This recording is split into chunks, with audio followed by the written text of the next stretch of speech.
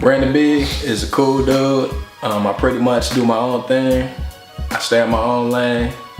And my style of music is I do what I want to do. Music is just something I've been doing for like years. I started making beats when I was like 13.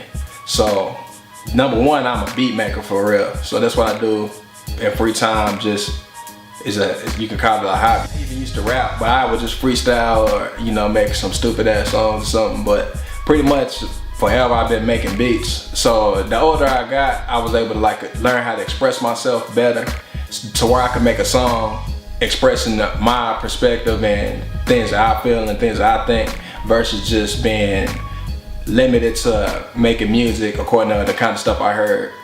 So there's really no specific way on how I create music. I just do it. I would try to sell beats and everything, but I was never really able to sell them. I meet people and they would like it. If you want to give it to them for free, they don't really fuck with it. Or pretty much you just meet a lot of people, they're not really serious. So that's just pretty much what I went through. At this point now, I don't really care about selling beats because I'm doing my own thing. I'm putting my own music out. If you do music, you do need a plan. It's not gonna just happen. You're not gonna be able to just make one song and you be a star. We live in a market today where everything is for free. So I'm against that, obviously. I put my stuff up for sale. Cause I feel like, why should I make a mixtape for free or put my shit on SoundCloud just for me to try to promote it and people still not gonna listen to it. So I feel like if you wanna be an entrepreneur, you wanna put yourself in a position to do something different or empower yourself financially, then you gotta put yourself in a position to make some money. I believe in spiritual, so I don't really have a lot of confidence built up in like clothing and like cars and I'm a young person, but my theme is not turn up. I'm not that turn up type of person. So I go to nightclubs and stuff sometimes. And I do shit that regular people do. I do shit that a regular person in their early 20s does. But I think the complicated thing is when you take away, like I don't drink, I don't smoke, I don't do drugs, I'm not neighborhood affiliated or none of that. So for me to say all of that and still be like a young black male, it's kind of like, okay, you don't do none of that. A lot of people write me off because of that. And I think it's kind of intimidating to people too, for you to meet somebody and then you don't have a way to approach them. Like I had a lot of people ask me, yeah man, you drink? Nah. And people look at me crazy for it. That type of shit really encouraged me to not do it. Cause I noticed how certain things like that take you away from people socially because they don't have that way that they can't approach you like that. You make a lot of friends if you drink. You can meet somebody off the streets. If you got a cigarette or you smoke weed or some shit like that, you can easily make friends. You can connect with people easily like that. That just takes away that avenue for people being able to approach you like that.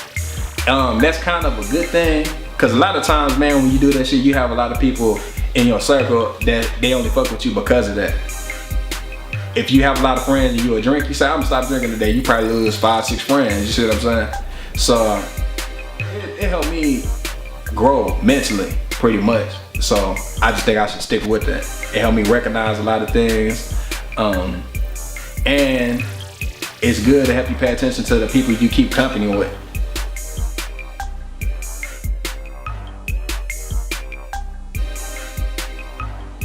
I'm a voice, right? Definitely. It's people that live in negative environments, gang neighborhoods. You could grow up in a negative household, in a poor structured family. I come from that type of thing.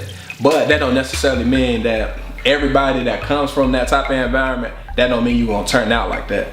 So yeah, I was around all that stuff. I've been around drugs, gang activity. Like I said, I'm not neighborhood affiliated. So no, I didn't grow up in Crip and Blood Central or nothing like that. But yeah, I've been exposed to that type of lifestyle. So I just didn't have interest in it pretty much. That just wasn't what was in me to do. I've always been the type of person I'm gonna do what I feel. I don't really let people pressure me into doing stuff or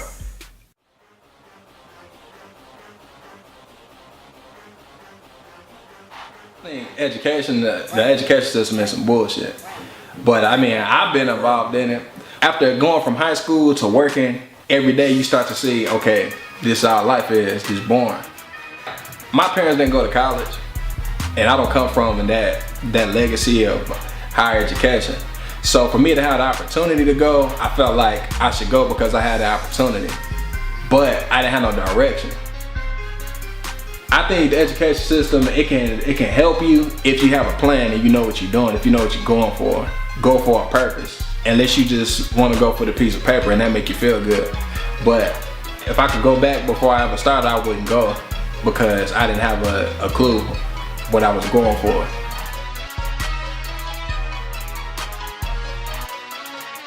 I think education is important, but you have to put a definition to education sometimes.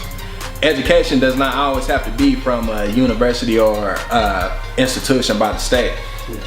You can educate yourself, you can get online and learn something about what you're interested in, and that helps you learn what steps you need to take.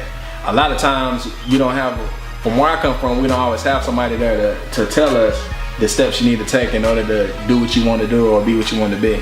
And it's kind of like you live in a land full of dreamers. You have these dreams and ambitions, but you don't know how to get there. So you kind of just sit and you wait for somebody to come and do it for you.